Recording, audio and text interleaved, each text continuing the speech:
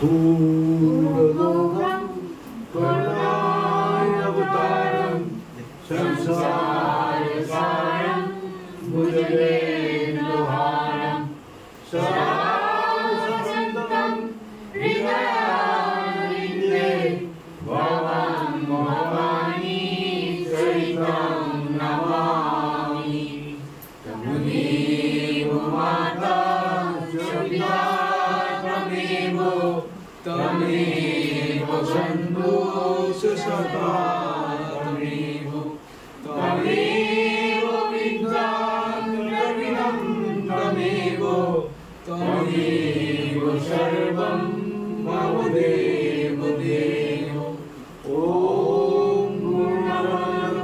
पूर्णमिदं पूर्णात् पूर्णमुदच्यते पूर्णस्य पूर्णमादाय पूर्णमेवावशिष्यते। ॐ शान्ति शान्ति शान्ति। नारायण हरि ओम् नारायण हरि ओम्। शिव शिव हर हर ओम्। शिव शिव हर हर ओम्। नारायण हरि ओम् नारायण हरि ओम्। परमात्मा अन्तर्यामी परमात्मा अन्तर्यामी परमात्मा अन्तर्यामी परमात्मा अन्तर्यामी। नारायण हरि ओम् नारायण हरि ओम्। शिव शिव हर हर ओम्। शिव शिव हर हर ओम्। नारायण हरि ओम् नारायण हरि ओम् नारायण हरि ओम्।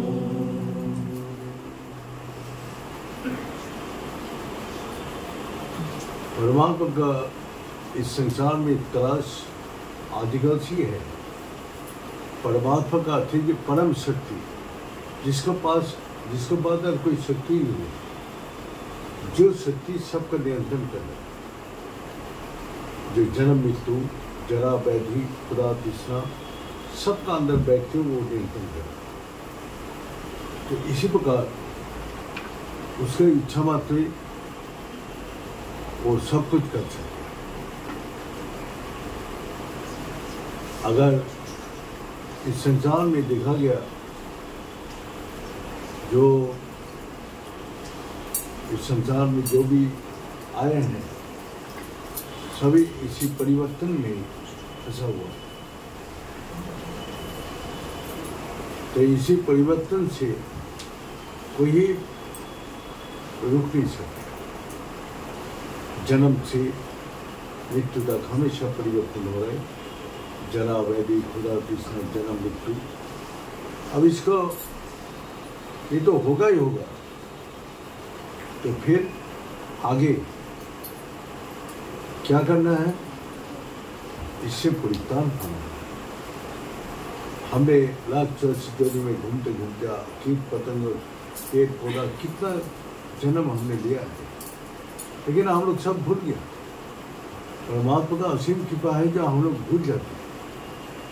पीछे अगर पूछा जाए इस जन्म से पहले तुम कहाँ था तो नहीं बता सकते, और जन्म मृत्यु का बाद कहाँ जाओगे ये नहीं बता सकते। वो सोचता है मैंने पहली बार ये संसार में जन्म लिया। हाँ, कितना रहस्यमय जीवन है। लेकिन इस संसार में सभी पहली बार जन्म लेता, सबका आयु एक ही होता, सबका कर्म फल एक ही होता, सबका जो है सुख दुख एक ही प्रकार होता। लेकिन इस संसार में कर्म के अनुसार हम लोग का ये मनुष्य जन्म मिला है। हम लोग भी कितना बार एक कोशिश यानी से घूम के कीट पतंगों पे पौधा होके मनुष्य जन्म मिला। तो इसी प्रकार एक बार भगवान रामचंद्र जी का रथ जा रहे, तो वशिष्ठ जी बैठे, बोले राम ये देखो ये जो चिट्ठी लोग भाग रहे हैं ना रथ के नीचे, अगर रथ का भगवान का ये पहिया के नीचे अगर मर जाएगा तो उसको मुक्ति मिल जाएगा, उसको मुक्ति मिल जाएगा। लेकिन वो अपना बचने का चिट्ठी होके भी बचने का कोशिश में लगा हुआ है, मैं मरूँ ना। और ये लोग 10-10 बार देवराज इंद्र का गद्दी में बैठे, ये लोग 10-10 बार देवराज इंद्र का गद्दी में बैठे हैं। लेकिन राम देखो कितना मोह है, ये चिट्ठी का देह का अंदर भी इतना मोह है, ये छोड़ना नहीं सकते। इसका यही भगवान का परम लीला है, इसको कोई पार नहीं कर सकता। इसका माया है जो माया को पार नहीं कर सकते। और कौन कर सकते हैं? वही मनुष्य को जन्म दिया, मनुष्य जाके परमात्मा का खोज कर सकते हैं और परमात्मा के साथ परमात्मा के ज्ञान से तो परम मुक्ति को प्राप्त करेगा और उसका जन्म मृत्यु से कभी भी इस संसार में नहीं होगा। भगवान खुद गीता में बोल रहे हैं, माओ पित्त उत्पन्न पुनर्जन्म न विद्यते। जो हमको जो पा लेते हैं दोबारा जन्म नहीं होता, न पुनरावृत्ति न जन्म। अब जो हम कर्म कर रहे हैं इस कर्म में सब कर्म में दोष है, तो तबाय विद्यते। ये कर्म जो कर रहे हैं, हम झूठ बोलेंगे, हम छुपाएंगे व हम कोई चीज़ को नष्ट कर दिया, सबको जो हमारा कर्म जो है उसको नोट करते रहते, वो कर्म का अनुसार फिर इसको भेज देते हैं। तो तबाय विद्यते। और सिर्फ एकमात्र भगवान का भक्ति में आत्मा ज्ञान से तो तबाय न विद्यते, भगवान से यही बोल रहे। तो इसी प्रकार अब हम लोग यहाँ आके क्या चाहते हैं? इस संसार में आके बचपन से लेकर हमने एक चीज चाहा है कि हमको जीवन सुख शांति आनंद मिले। तो कैसे बन सकते हैं? भगवान ने बता दिया ये अनित्यमय लोक है और असुखम, इसमें मैंने सुख रखा ही नहीं। देह में सुख है तो मन में सुख नहीं है, अगर मन में सुख है तो बुद्धि विचलित है। तो यही हमेशा अगर हमारा मन बुद्धि में सुख है तो देह में कष्ट है, तो ये से कोई पार नहीं पा सकता। भक्ति बिना कोई नहीं पार कर सकते। इस संसार का कोई भी विद्या, कोई भी ताकत राजा चक्रवर्ती राजा होते हुए भी नहीं पार कर सकते। तो इसीलिए हम लोग का चाहिए भगवान का निर्देश और रुचि का आदेश का पालन करें। वो उसके पास जाना है जो हमको आत्मा ज्ञान करा सके। आत्मा कहाँ है? अपने अंदर है। जब आया है आत्मा तो हमने जन्म लिया, आत्मा है तो ये देहों में हूँ, आत्मा निकल गया तो ये देहों कुछ भी काम नहीं। तो आत्मा ही हमारा स्वरूप है, तो हमारा स्वरूप का हम नहीं जानते, आत्मा को नहीं जानते। हमने पिता माता भाई बहन सबके साथ जिससे जुड़ा है वो तो देहों से जुड़ा है, मन से, बुद्धि से। देहो मन बुद्धि कब तक चलते हैं? जब तक आत्मा है। आत्मा निकल जाए देहो मन बुद्धि चलेगा। लेकिन दुनिया इसके बारे में सोचते नहीं। जो मैं एक ही जन्म का दुख मिटाने के लिए लगा हूँ, इसी जन्म का दुख मिटाते मिटाते हमारा जीवन खत्म हो जाएगा, लेकिन दुख नहीं मिटेगा। भगवान पहले ही बोलता है ये अनित्यम और सुखम। इसी प्रकार पंजाब में एक भक्त हुआ, जो उस भक्त का भक्ति करने में अपना गुरु जी का पास लिया। तो उस टाइम ब्रिटिश पीरियड में वो कस्टमर से जनरल था। इतना ऊंची पोस्ट में काम करते हुए कोट पहन करके गुरु जी का पानी सिर में ढूंढ के तो गुरु जी इस जल में नहाएंगे। तो सारी दुनिया उसको पागल बोल, तो उसका भाव क्या है? गुरु जी नहाएंगे, हाँ हमारा इस पानी को से नहाना तो सिर में ढूंढ रहा है। दुनिया कितना बोल रही ये पागल है, दिमाग खराब हो गया, इतना बड़ा पढ़ा लिखा है, इतना धनवान है, अरे ये क्या कर रहे? एक नौकर का मात्र काम कर रहे। वो किसी का बात नहीं सुनते। तो गुरु जी का पास खबर गया, गुरु जी भी उसको बुलाया। देखो हमारा ये जो जल लाना बंद करो, क्योंकि ये सारा दुनिया तुमको बारे में क्या क्या बोलती। बोले गुरु जी छोटी सी सेवा कर रहा हूँ, वो भी मेरे को आप वंचित करें। दुनिया से मेरा कोई परवाह नहीं है। दुनिया मेरे को अच्छा बोले बुरा बोले क्या हम क्या अच्छा बुरा हो जाएंगे? अच्छा बोलेंगे तो अच्छा बन जाऊंगा, बुरा बोलेंगे तो बुरा बन जाऊंगा। तो इसीलिए गुरुदेव हमको ये काम से आप वंचित नहीं। अरे ठीक है।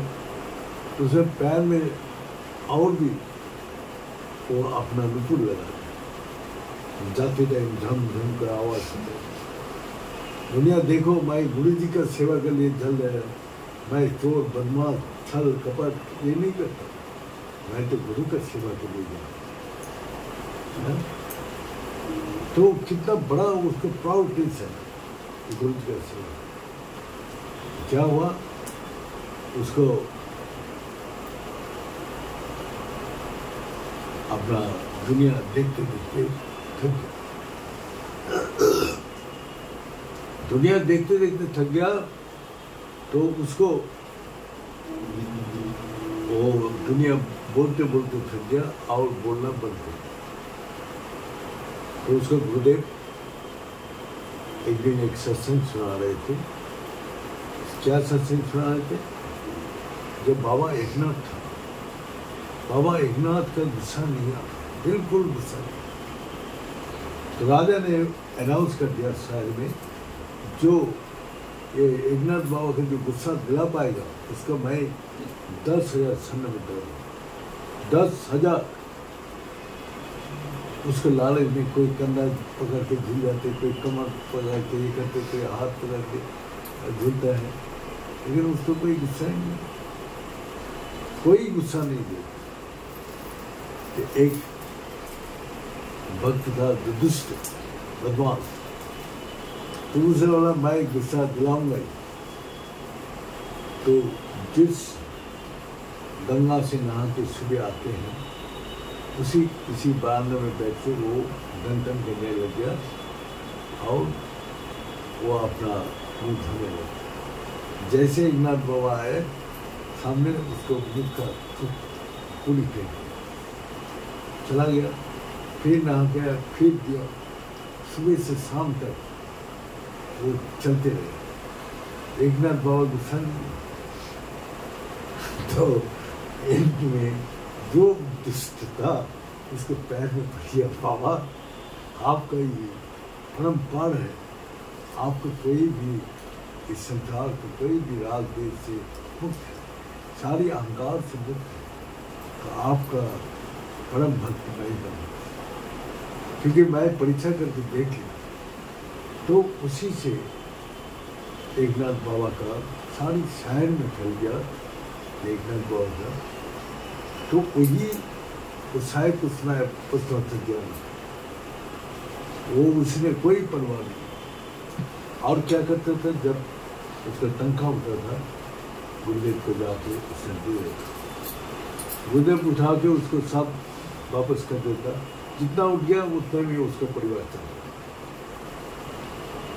और ऐसा करते करते एक दिन उसका क्या हुआ, जो वो जाते थे गुरु जी के दर्शन करते जाते थे और वापिस से वापस आके गुरु जी का दर्शन करके फिर घर जाते। एक दिन गुरुदेव को समाधि लग गया, तो रूम का अंदर वो समाधि में बैठे।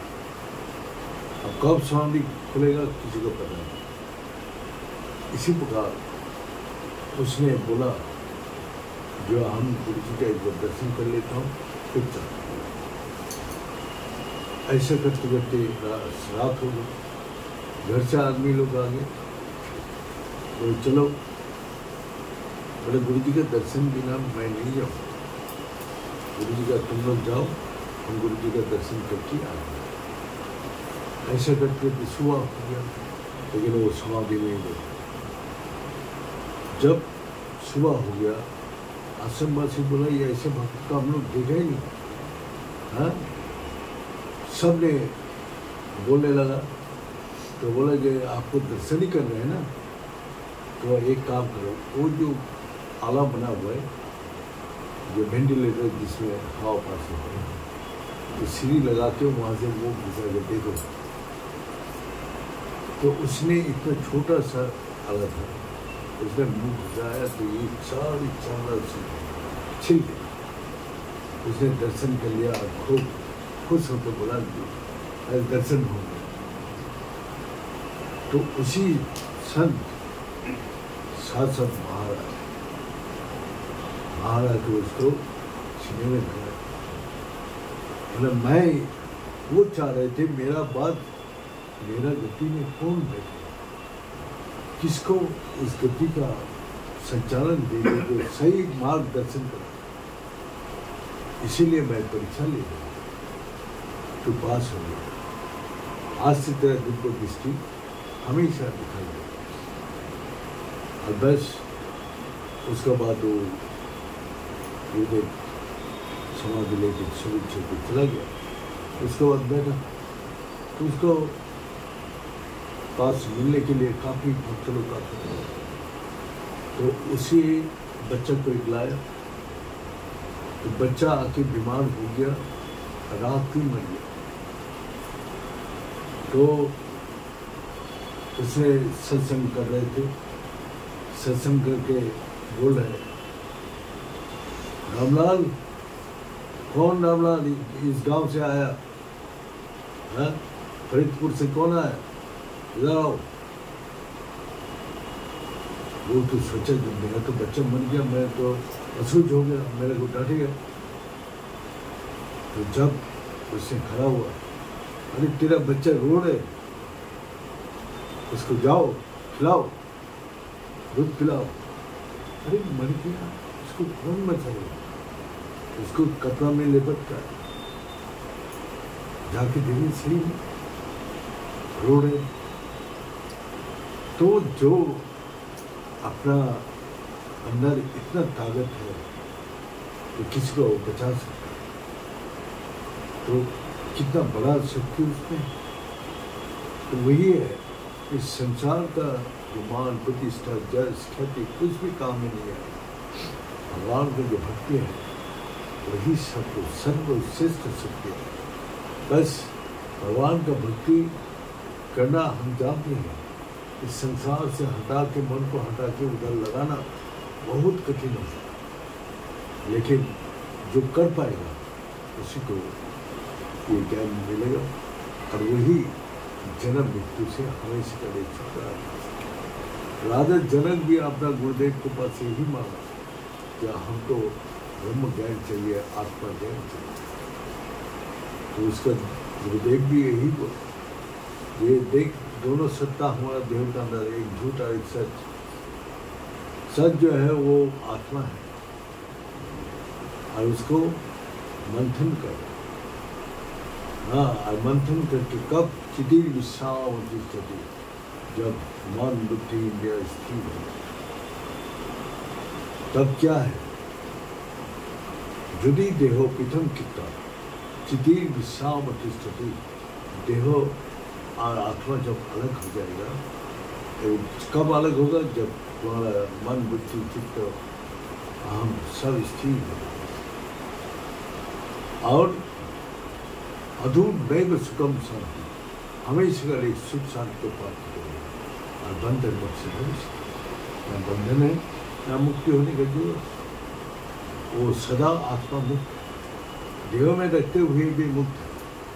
तो उसके साथ जो टूट लेता है अपने को, तो हमेशा का लिए वो इस अनित्यमय संसार से, नित्य लोक से हमेशा के लिए मुक्त होकर परम प्राप्त करें। यही परम शांति, परम आनंद, परम सुख। बोलते आज मैं समाप्त करता हूँ। ओम पूर्णमद पूर्णमिदं पूर्णात् पूर्णमुदच्यते पूर्णस्य पूर्णमादाय पूर्णमेवावशिष्यते।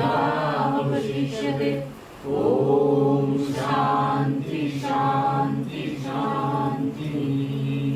भले सच्चे दरबार की, भले सदगुरु भगवान की, भले शंकर भगवान की, भले माता जगदम्बे की, भले भक्त बिंदों की, भले संत बिंदों की, भले सनातन धर्म की, भले धर्म की, अधर्म का, प्राणियों में विश्व का